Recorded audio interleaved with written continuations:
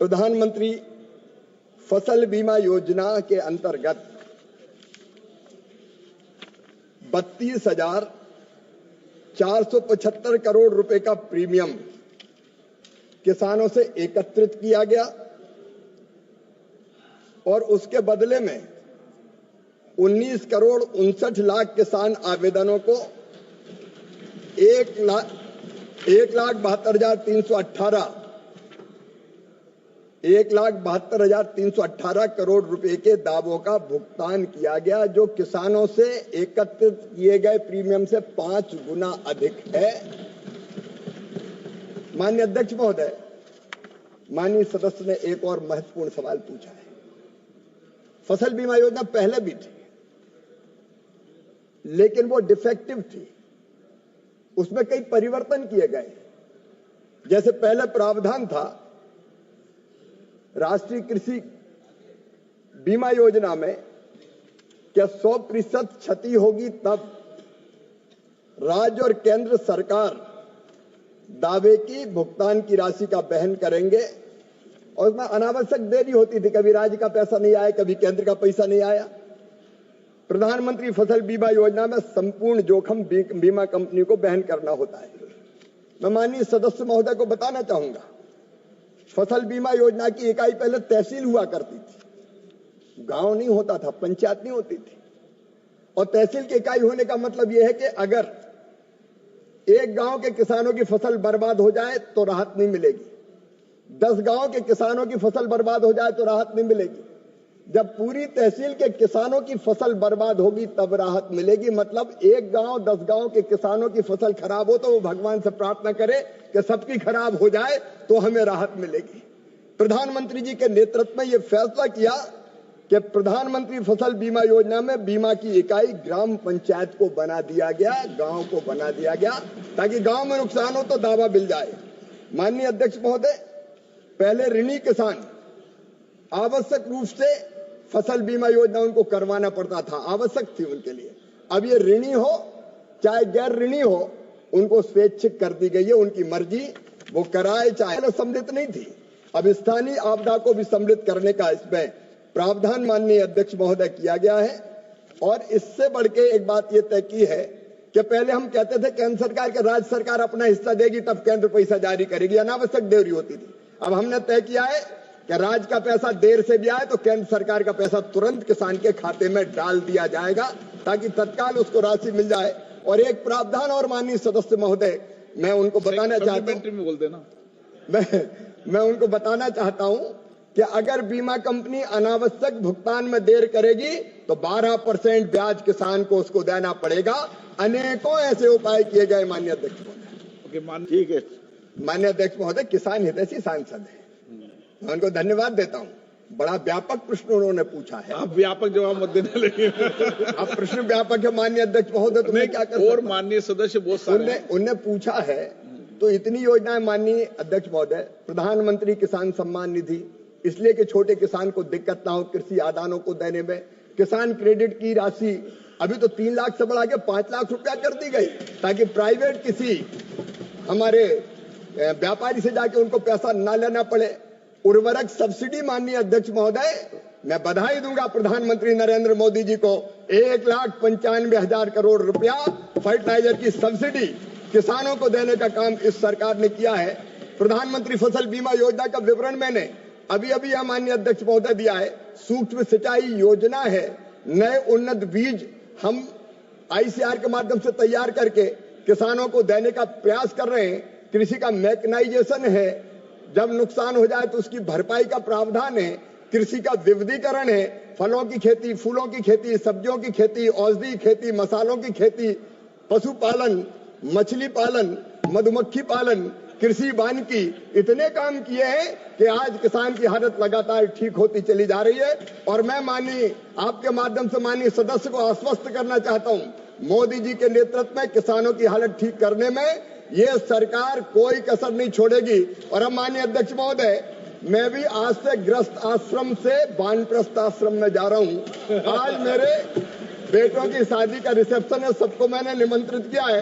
कल से मैं वानप्रस्थी हो जाऊंगा और पूरा समय किसानों की सेवा में लगाऊंगा, क्योंकि उनकी सेवा ही मेरे लिए भगवान की पूजा है। किसान किसान है, चाहे वो केरल का हो, चाहे वो कर्नाटक का हो, हम सब भारत मां के लाल हैं। भेदभाव का कोई सवाल नहीं है। मैं ये निवेदन करना चाहता हूं कि जब ऐसी प्राकृतिक आपदाएं आती है तो हर एक राज्य को एसडीआरएफ के तहत केंद्र सरकार राशि आवंटित करती है। प्लानिंग कमीशन अनुशंसा करता है उसके अनुसार, और उसमें 75% हिस्सा केंद्र का होता है, 25% जो राशि होती है वो राज्य की होती है। और जब ऐसी प्राकृतिक आपदा आती है तो उस राशि का राज्य उपयोग करते हैं। लेकिन बावजूद इसके अगर कोई बड़ी प्राकृतिक आपदा अगर आती है तो फिर केंद्र सरकार भी विशेष टीम भेजती है। पिछले दिनों माननीय अध्यक्ष महोदय, जब आंध्र में, तेलंगाना में दिक्कत हुई थी, अत्यंत वर्षा के कारण बाढ़ की स्थिति पैदा हुई थी, केंद्रीय टीम गई थी। मैं स्वयं भी गया था माननीय अध्यक्ष महोदय। वहां हमने स्थिति का आकलन किया था, केंद्रीय टीम ने उसकी रिपोर्ट भी सबमिट की थी, और उसके आधार पर फिर एनडीआरएफ के तहत और राशि राज्य सरकारों को निर्गत की जाती है। माननीय सदस्य ने बहुत महत्वपूर्ण सवाल पूछा, मैं जानकारी देना चाहता हूं कि केरल को भी एनडीआरएफ के तहत विशेष रूप से 138 करोड़ रुपए की राशि उपलब्ध कराई गई है। और मैं आश्वस्त करना चाहता हूं आपके माध्यम से माननीय सदस्य को कि बिना किसी भेदभाव के कहीं अगर संकट आएगा तो केंद्र सरकार राज्य सरकार के साथ खड़ी रहेगी, चाहे वो केरल हो, अन्य राज्य हो। उन्होंने भी मसालों की बात पूछी, मैं उनको बताना चाहता हूं, पिछले दिनों रेड चिली के दाम कम हो गए थे माननीय अध्यक्ष महोदय। मिर्ची भी मसालों में आती है। आंध्र के मुख्यमंत्री आए, हमने तुरंत फैसला किया कि रेड चिली 11,000 रुपया प्रति क्विंटल के माध्यम से खरीदी जाएगी, और हमने यहां से आदेश जारी किए। आपने अलग अलग किसानों को पूछा, मैं सुपारी उत्पादक किसानों के बीच कर्नाटक गया, कर्नाटक के मित्र यहां बैठे होंगे, वहां एक भयानक बीमारी के कारण वो पेड़ नष्ट हो गए थे। हमने एक स्पेशल पैकेज उसके लिए स्वीकृत करने का काम किया। माननीय अध्यक्ष महोदय, जहां भी प्राकृतिक आपदा से किसानों पर संकट आएगा, वो देश के किसी राज्य के किसानों, किसी गांव के किसानों, उनके साथ भारत सरकार सदैव खड़ी रहेगी। कोई भेदभाव नहीं होगा। माननीय अध्यक्ष महोदय, मैं माननीय सदस्य को हृदय से धन्यवाद देना चाहता हूं। एक बहुत महत्वपूर्ण सवाल माननीय अध्यक्ष महोदय उन्होंने पूछा है। एक जमाना था माननीय अध्यक्ष महोदय, तब किसानों तक अलग अलग योजनाओं का लाभ पहुंचाने में बहुत दिक्कत और परेशानी होती थी, क्योंकि हमारे पास विश्वसनीय डेटा होते नहीं थे। माननीय अध्यक्ष महोदय, नरेंद्र मोदी जी, प्रधानमंत्री श्रीमान नरेंद्र मोदी जी के नेतृत्व में एक डिजिटल कृषि क्रांति भारत में हुई है, और डिजिटल कृषि मिशन माननीय अध्यक्ष महोदय बनाया गया है। और इस डिजिटल कृषि मिशन के अंतर्गत मुझे बताते हुए प्रसन्नता है कि आंध्र की सरकार ने भी बहुत बेहतर काम किया है। माननीय अध्यक्ष महोदय, हमारे जो किसान हैं, उन किसानों को सेवाओं का लाभ ठीक ढंग से मिले, इसके लिए किसानों को की एक डिजिटल पहचान स्थापित की जा रही है। इसे किसान लाभ और सेवाओं तक पहुंचने के लिए स्वयं को डिजिटल रूप से पहचान प्रमाणित करने में सक्षम होगा, और किसान बिना किसी परेशानी के सरकारी योजनाओं का लाभ उठा सकेंगे। उन्हें अपना पूरा विवरण प्रस्तुत करने की जरूरत नहीं होगी। पहले फसल ऋण प्राप्त करने में माननीय अध्यक्ष महोदय और कागजी कार्रवाई और बाकी प्रक्रियाओं में बहुत समय लग जाता था, लेकिन किसान रजिस्ट्री बनने के बाद आधा घंटे के अंदर किसान फसल ऋण प्राप्त कर सकते हैं।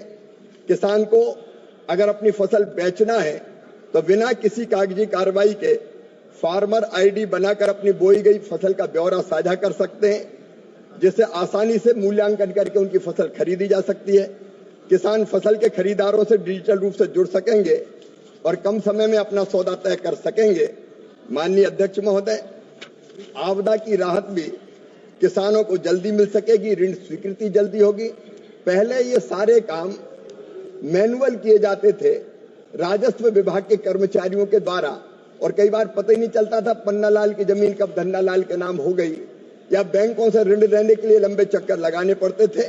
लेकिन ये प्रधानमंत्री जी का विजनरी दृष्टिकोण है, जिसके कारण अब ये किसान आईडी बनेगी और लगातार आंध्र प्रदेश में किसान आईडी बनाने के क्षेत्र में माननीय अध्यक्ष महोदय काम चल रहा है। जो दूर दराज के किसान हैं, छोटे किसान हैं, जिनके पास सुविधा नहीं है, वो एफपीओज के माध्यम से, कृषि सखी के माध्यम से भी इन योजनाओं का फार्मर आईडी बनाने के लिए योगदान ले सकते हैं। और आंध्र प्रदेश की सरकार को मैं बधाई देना चाहूंगा कि फार्मर आईडी बनाने में उन्होंने बहुत अच्छा काम किया है और बचे हुए शेष किसानों को भी शीघ्र फार्मर आईडी उनकी बना दी जाएगी, इससे जोड़ दिया जाएगा। माननीय अध्यक्ष महोदय, ये बहुत महत्वपूर्ण सवाल है। हमारे देश में कई किसान ऐसे हैं जो स्वयं खेती नहीं करते, पट्टों पर अपनी जमीन जो कृषि श्रमिक हैं या खेती करने वाले दूसरे साथी उनको दे देते हैं। और ये बात सच है कि ऐसे किसानों को कई बार शासकीय योजनाओं का लाभ नहीं मिल पाता। उनको खाद की जरूरत है, उनको बीज की जरूरत है, प्राकृतिक आपदा में नुकसान की भरपाई होना है, तो उनको इन चीजों का लाभ, योजनाओं का लाभ नहीं मिलता। मैं माननीय आपके माध्यम से माननीय सभापति महोदय, मैं विद्वान सदस्य को बताना चाहूंगा कि किसान रजिस्ट्री शुरू में तो भूमि मालिक किसानों के लिए शुरू की गई थी, उनको शामिल किया गया, लेकिन राज्यों को हमने आग्रह किया कि चरणबद्ध तरीके से इसमें बटाईदारों को, काश्तकारों को और मजदूरों को किसान रजिस्ट्री में वो शामिल करें, जिसका प्रावधान पहले से ही एग्री स्टैक में किया गया है। एक बार जब इन सभी किसानों के लिए किसान आईडी सक्रिय हो जाएगी तो विभिन्न लाभार्थी योजना और सेवाओं के लिए उनकी पात्रता डिजिटल रूप से सक्षम हो जाएगी। माननीय सभापति महोदय, राज्य सरकार इसके लिए अपनी नीति बना सकती है कि वो बटाईदार और टेनेंट किसानों को भी शामिल करने का काम करेंगे, और केंद्र सरकार इसके लिए राज्य सरकारों को पूरा समर्थन देने के लिए प्रतिबद्ध है। हम राज्य सरकारों की पूरी मदद करेंगे। माननीय सभापति महोदय, जैसा मैंने पहले बताया कि टेनेंट किसान या पट्टे पर जमीन लेकर काम करने वाले, खेती करने वाले किसान महत्वपूर्ण है, उनको कई योजनाओं का लाभ नहीं मिलता। राज्य सरकारों ने अपने अपने यहाँ अलग अलग नीतियां बनाई हैं और राज्य सरकार की नीतियों के अनुसार केंद्र आवश्यकता पड़ने पर उनको सहायता करेगा। उन्होंने बहुत वाजिब सवाल पूछा, हम जरूर इस पर विचार करेंगे कि सभी शासकीय योजनाओं का लाभ केंद्र सरकार की टेनेंट किसानों को कैसे दिया जाए। राज्य सरकारों के साथ परामर्श करके, बातचीत करके हम इस दिशा में सार्थक कदम उठाने का प्रयत्न करेंगे। माननीय सभापति महोदय, अभी इस तरह की शिकायतों की कोई जानकारी नहीं है। माननीय सदस्य ने ये सवाल उठाया तो जानकारी लेकर आवश्यक कार्रवाई करने का आवश्यक कार्रवाई करने का हम लोग प्रयत्न करेंगे। फार्मर आईडी बनाने के लिए अगर फार्मर आईडी के बारे में सवाल है तो राज्य सरकार 10 रुपया राज्य सरकार को केंद्र सरकार देती है, और किसानों के फार्मर आईडी बन जाए, कोई दिक्कत ना हो, इसके लिए शिविर लगाकर अगर फार्मर आईडी राज्य सरकार बनाना चाहे तो प्रति शिविर के लिए 15,000 रुपए की राशि भी हम आवंटित करने का काम करते हैं। पर्टिकुलर अगर कोई शिकायत मिलेगी तो उसको बहुत गंभीरता से हम देखेंगे।